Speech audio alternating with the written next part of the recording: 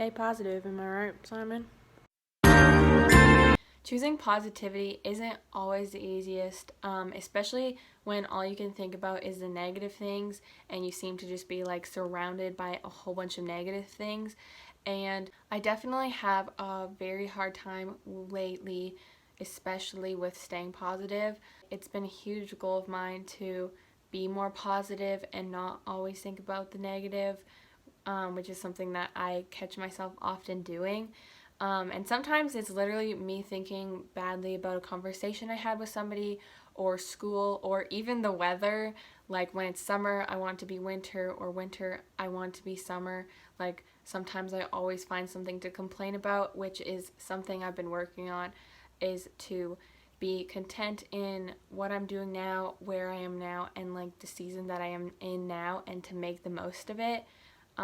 And that's why I want to make this video, is because I have been struggling with this now and recently, so I wanted to share what I've been struggling with, and like how I've been struggling with it, and what I'm trying to do to overcome that and stuff. So yeah, I hope this video is helpful for you. I'm definitely lucky because I have a family that I'm very close with that corrects me when I am being too negative, and they'll like bring it up and say, hey, like, you've been kind of negative, I think you should like try and think more positively, or like something like that.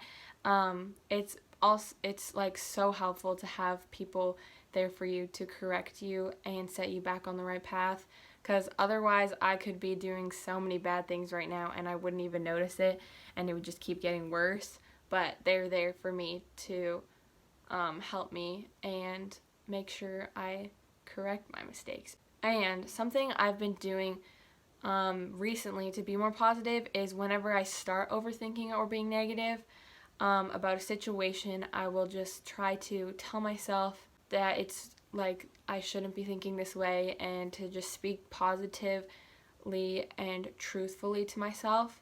For example, if I'm like looking into a mirror and I start to like point out all my insecurities and be negative about myself, I can catch that and be like, no, that's not who you are. Like, you may have acne, but it's not that big of a deal. You're beautiful, like, whatever. Like, I can catch myself and speak truth to myself instead of tearing myself down and speaking negatively about myself when it's not even true. Another example for me is that sometimes I like dread school and I just pay attention to the bad things about school. And then I moved online recently, so I was so excited and pumped and happy about that, and I was thinking about all the positive things and for a while, but then I started to get negative about that too, and I started focusing on things I didn't like about it, and not the things I do like about it, like how my teachers are super helpful online, and I also get to be in the comfort of my own home, and those are two really big things that I enjoy. And so I'm trying to think about that instead of thinking about some things that I might not like, some things that don't happen the way I want them to. If you struggle with being negative too, I feel you. Like, I know how it feels. I have struggled with it so much, especially through this pandemic.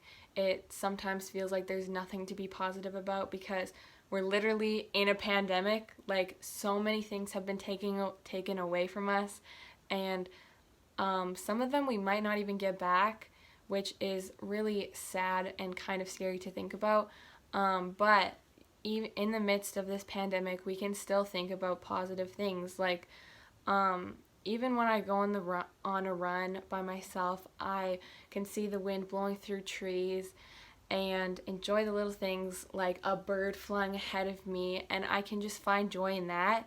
And also, since it's spring, I can see the renewal of everything, and everything just come back to life after winter. And I can see people working in their yard, and when I focus on all those things, it fills me up and makes me more joyful, so I'm not just thinking about the negative things that were in a pandemic or whatever, like making the most of where I am. And it's truly beautiful and amazing because I'm just enjoying God's creation.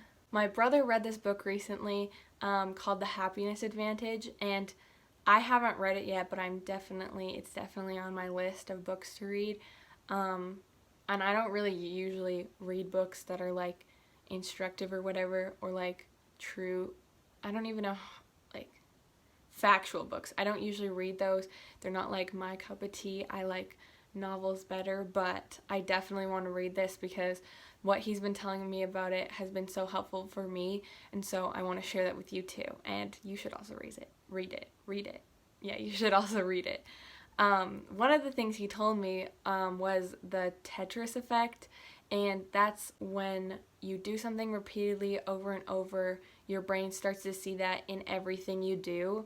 And there's some examples in the book, but I'm not going to go over that. I'll just like explain it. Like, if you keep thinking negatively over and over and over, you're training your brain to naturally see the negative instead of looking for the positive. So instead, you could be focusing on the positive over and over, and then your brain will naturally see the positive in a situation, and it'll be a lot easier for you to not be so negative.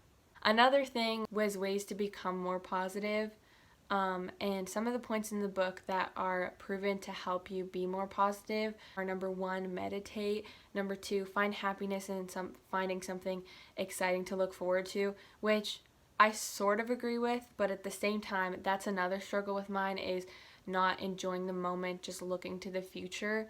And so I agree with that one to a certain extent, that you, like, to help be more positive, you want to look ahead to something exciting that is positive, but at the same time, you don't want to like get caught up in that and then just think about the future and not enjoy the now. And number 3 is exercise. I agree with this one 100%. Exercising can help you just feel better and more positive, and it really makes a difference. Even if you just go on a walk, it makes so much difference.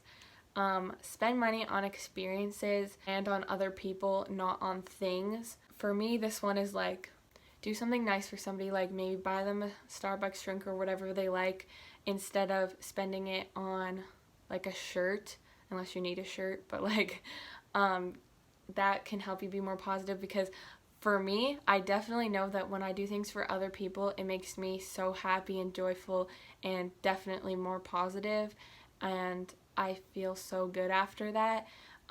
So yeah, and number 5, the last one is practice things you're good at, and I definitely agree with this one too.